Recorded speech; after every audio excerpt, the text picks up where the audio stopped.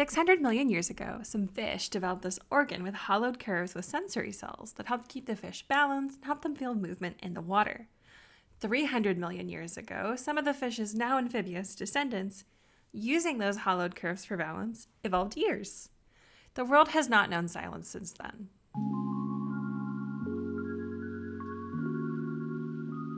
If you're anything like me, you're almost always listening to something. Like, I've literally, if I'm awake, I've probably got music or a YouTube video or a TV show or something on in the background. And yes, you could say that I'm trying to drown out the empty existential silence during which I might actually have to think about things. But I'm also trying to drown out something much more literal. All this noise. So why does everything these days seem so loud?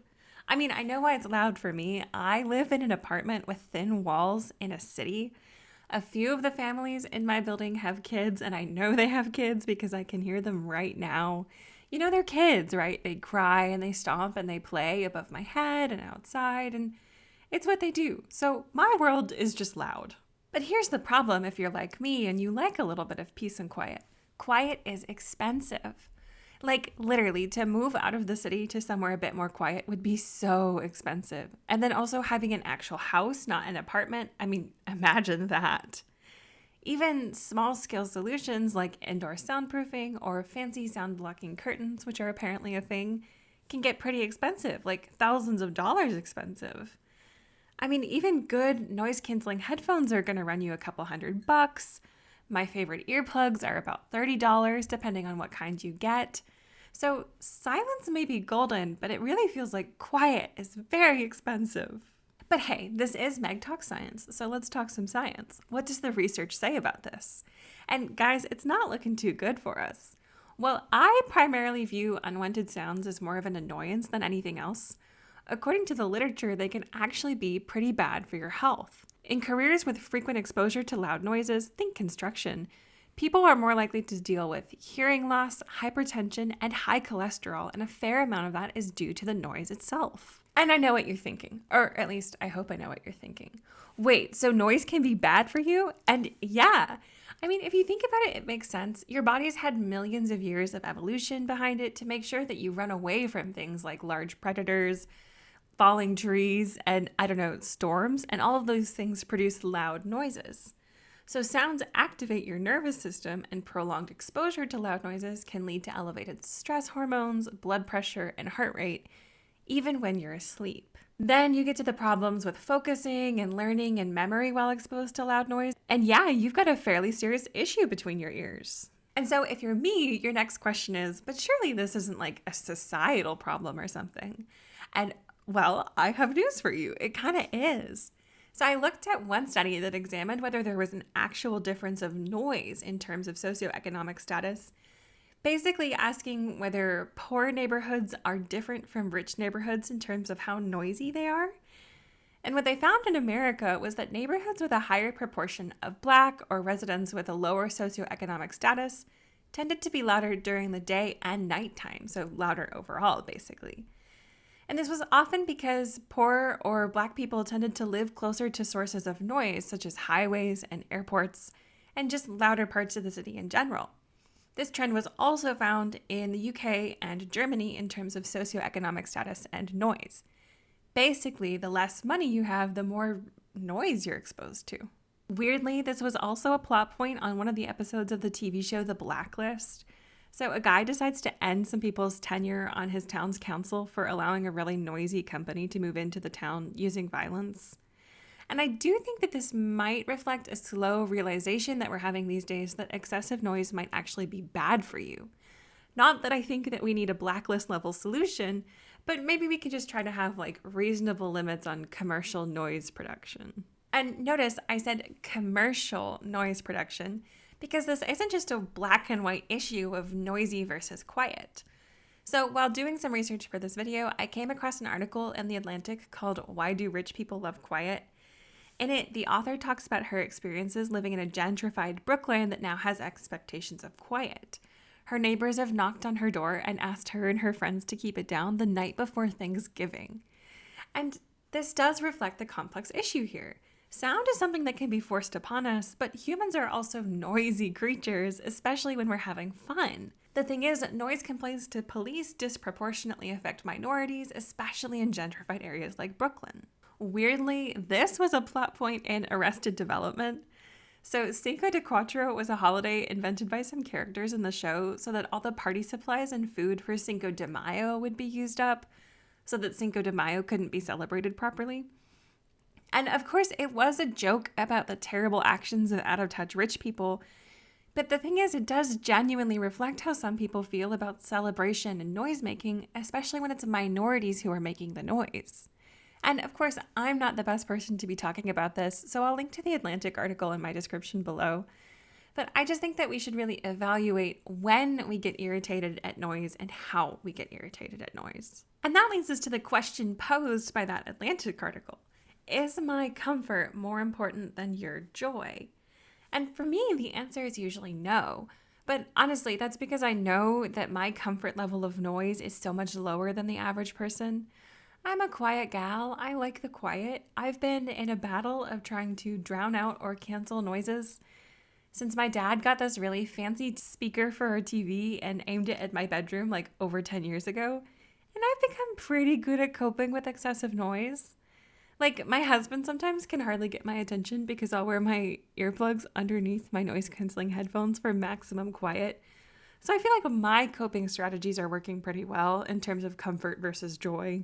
And in that regard, I do feel like some noise is just a byproduct of living near other people. Does that mean that I enjoyed it when my flatmates had parties with music so loud that I could hardly think? No, of course not. That's just not my scene. But does it mean that I sucked it up and put on headphones and let people enjoy themselves? Yeah, of course it did.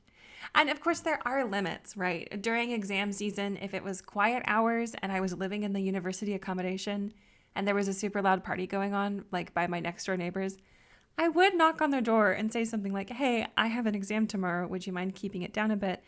And they always listened because I didn't continually bother them throughout the semester. So I think it's all about living in community, you know?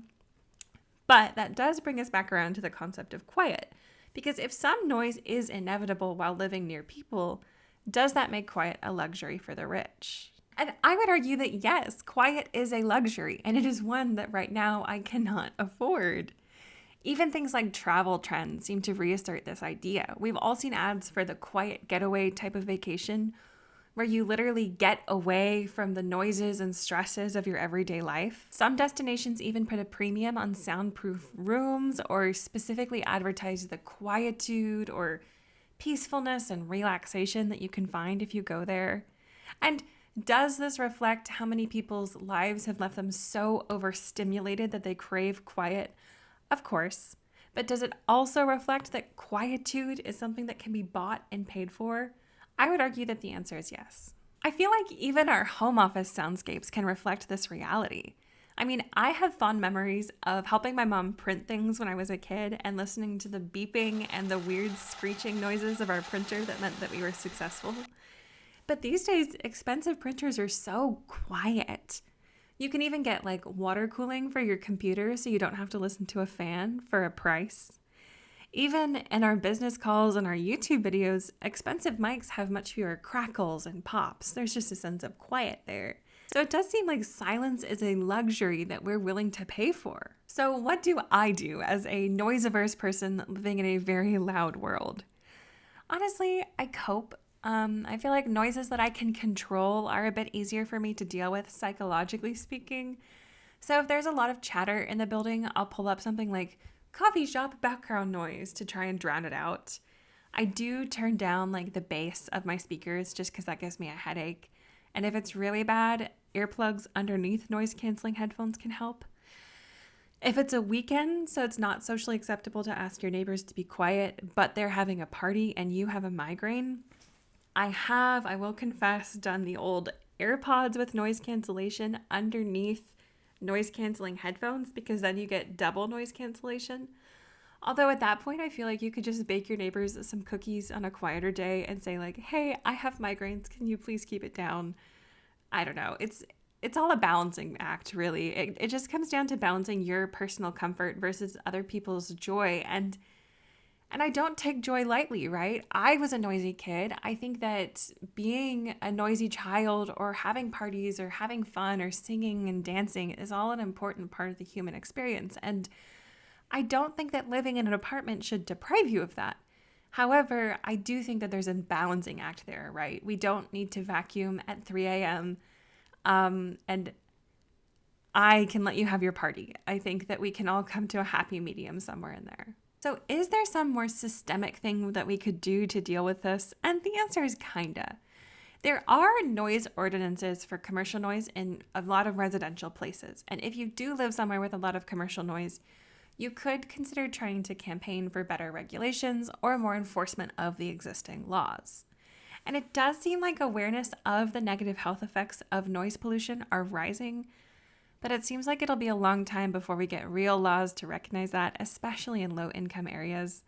So, in the meantime, I guess I'll just stick with my headphones and earplugs and occasionally make counter noise so that people know that I exist and can hear them. And, I'll accept that my rent is low and I don't need a car right now, so there are some benefits.